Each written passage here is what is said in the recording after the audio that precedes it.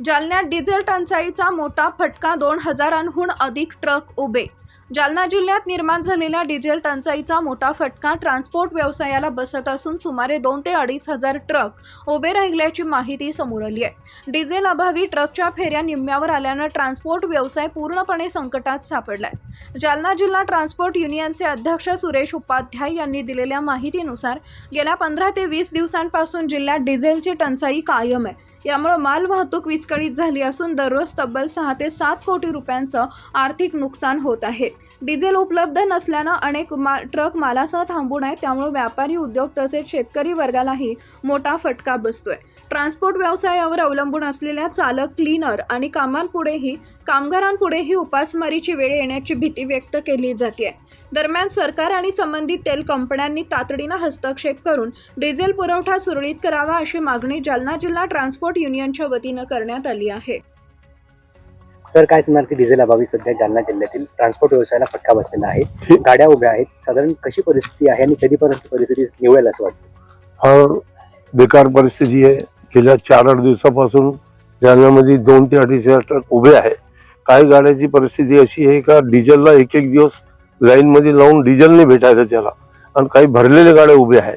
त्यामुळं आमचं जालन्याचं कमीत कमी 10 ते 15 कोटी रुपये ट्रान्सपोर्ट वाहतूक भाड्याचे आमचं नुकसान चालू आहे।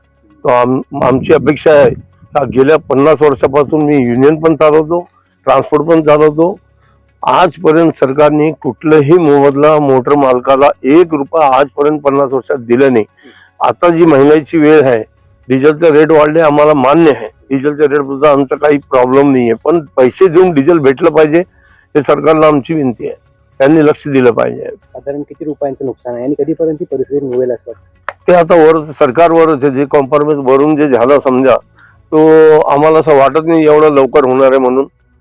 किंवा सध्या जे इराण जे अमेरिकाचे युद्ध चालू आहे ते कॉम्प्रोमाइज होत नाही तोपर्यंत मुश्किल आहे काम।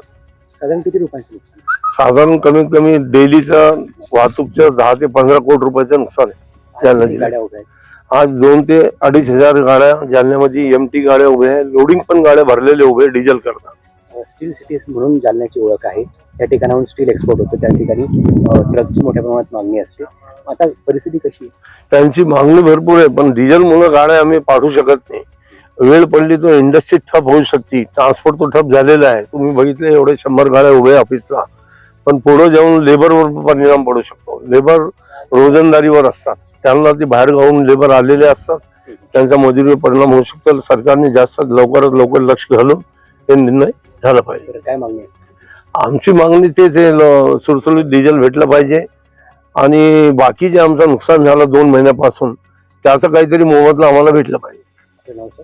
मी जालना जिल्हा ट्रान्सपोर्ट युनियन अध्यक्ष सुरेश उपाध्याय।